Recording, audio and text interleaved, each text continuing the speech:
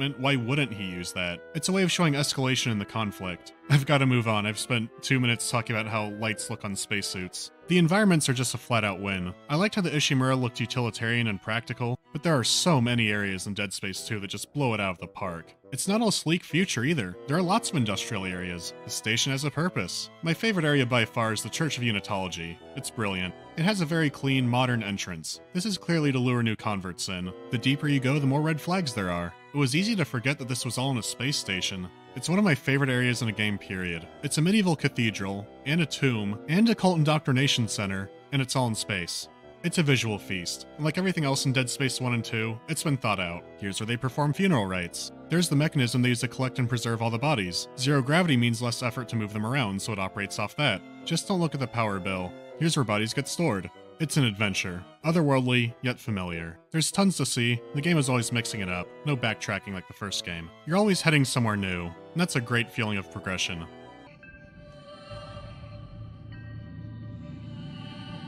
Oh cool, a sail on a Dagoth air mask. Looking at the action side of the gameplay, the first thing I'll notice compared to Dead Space 1 is that the aiming has changed. It uses a targeting reticle instead of laser pointers. I don't like it. Luckily you can switch back to classic aiming and there you go, you got your lasers back. There are a few on-rails sections where you have to aim and this seems to offset it a little bit, but it wasn't big enough to be a problem.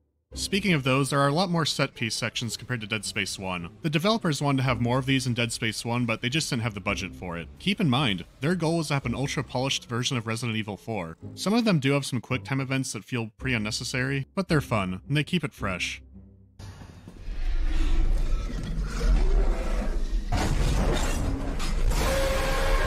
All of the weapons from the first game are back with some visual makeovers. A few weapons got their alternate fire modes reworked to be more useful. For example, my beloved pulse rifle now has a grenade launcher instead of whatever that was. So all the old weapons are back and they feel more useful than ever. 2 also introduces 4 new weapons: a rivet gun, a mine-laying detonator weapon, an electric javelin gun, and a sniper rifle. The new weapons feel very specialized. You can still beat this game using the plasma cutter. Using only one of these would be much harder. That being said, with the exception of the rivet gun, I found them all fun and complementary to the other weapons.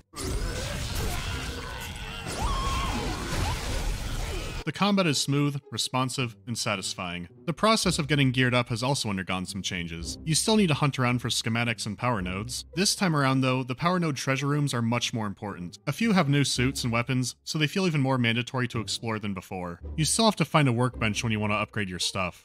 Getting more health is a much bigger investment. You need to find or buy a dozen to get it to max. On the other hand, investing into weapons is a lot more rewarding. Along with more upgrades, some have special attack bonuses. Kinesis damage is a new upgrade and a welcome one at that.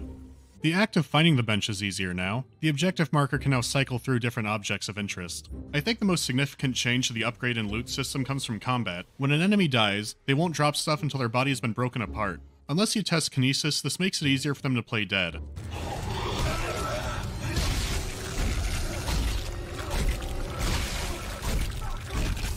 The new stomp is great.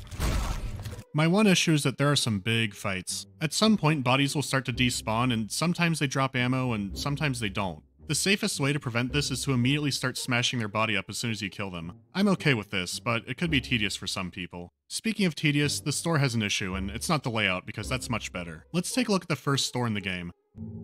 Welcome to Microstore, CEC engineer Isaac Clarke. Updating inventory to see. Did I win the lottery?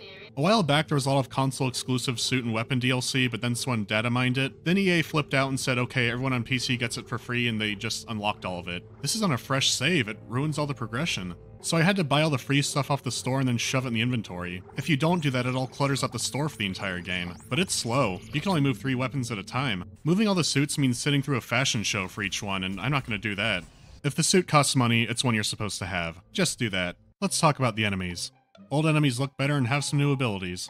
There's nearly a dozen new monster types to fight, and I mean brand new, not reskins. There's a lot of room to experiment, and it's fun finding out what works best on which enemy. Some are mainly found in or exclusive to Zero Gravity. It's been completely reworked so you have freedom of movement instead of leapfrogging around. These are all welcome changes. To spice things up even more, they offer a new difficulty level right from the beginning. It can be a real challenge at times. There are a few parts that I'll probably never forget.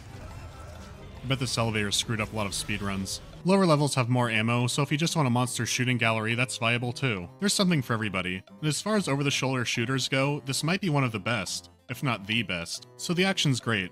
What about the horror elements? Offline. Station reverted. Manual operation only. It shares some of the issues with the first game, like making the payoff to a tense moment be way too over the top. Let's look at the first scene in the game. Did you have contact with this marker? It made you see things, didn't it? Things you didn't want to see. It spoke to me. What did it say, Isaac? What did it say to you, Isaac?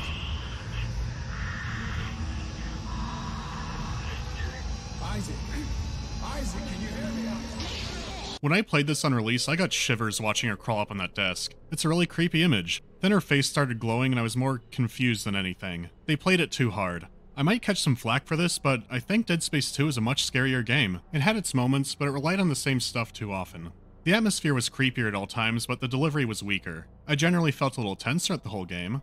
This is hard to put into words, so I made this MS Paint graph. This is based off my first Dead Space 1 playthrough. It's generally tenser throughout the whole game, but the scenery doesn't change much. It does deliver from time to time. Here's my Dead Space 2 chart. There are a lot of action set pieces and fights, so it's a lot less tense overall. But when it wants to ramp it up, it ramps it up. I know this is all subjective, but I'll tell you why I think this way. When you got to the tram in Dead Space 1, that was it. Chapter complete, next level. The tram was a safe place. You don't get loading screens like that in 2. I mean, elevators were hidden loading screens, but oh, those aren't safe either now. You can get jumped on anywhere, at any time. This is a subtle effect, but you'll start noticing it more when the game gets quiet. Enemies don't only burst at events. It might even be different on a second play.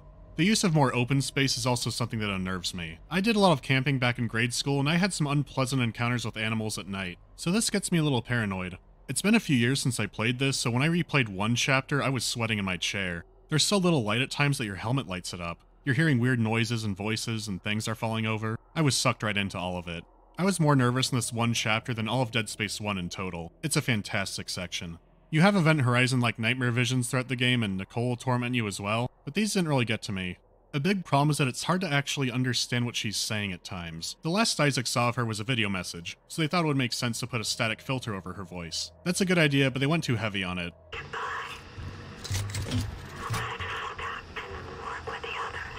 My voice level was the highest of all the sound effects. She doesn't just talk during the quiet moments either. I can't reminisce right now. Back to the good, there's one enemy type that genuinely unnerves me.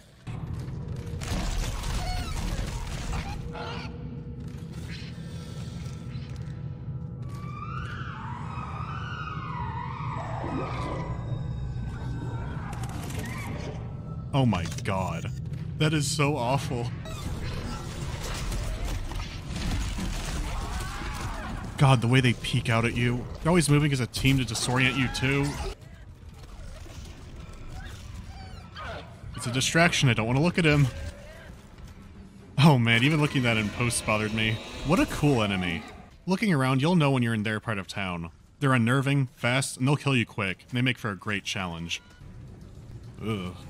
The last thing to talk about is the story, and without getting to spoilers, it's pretty good. Making Isaac a voice protagonist was the right direction to go in. What makes him great as a character is that he's scared, but he's doing everything anyways. That's true bravery, kids. We can both get out of here. Just cut me out of the straitjacket. No one's getting out of here alive. Don't do it. You're a strange man, Isaac. Will you help me? We're about to suffocate, so I think I'm better. Okay, good. Listen, we need power. Without it, we have no air and no train. Sprawl's gotta have backup batteries somewhere. In both dialogue and gameplay, Isaac is more of a systems engineer than he was in the first. He jury-rigs stuff to help him with his goals, he comes up with the plans that require technical knowledge, morons are calling him for help all the time, cute girls laugh when he tells them about his job. You? Engineer. Nerd. Figures. Very good character traits. Very good. Unfortunately, the story feels a bit less complete than Dead Space 1. 1 answered a lot of the questions the story brought up, but left a few things open-ended. So you felt satisfied, but still had some mysteries to ponder over. Dead Space 2 raises a lot more questions, but answers very few of them. If you don't want spoilers, go to here. You're still here? Man, that guy who doesn't want spoilers is in for such a rude awakening in Dead Space 3. I forgot Awakening was the name of that DLC when I said that.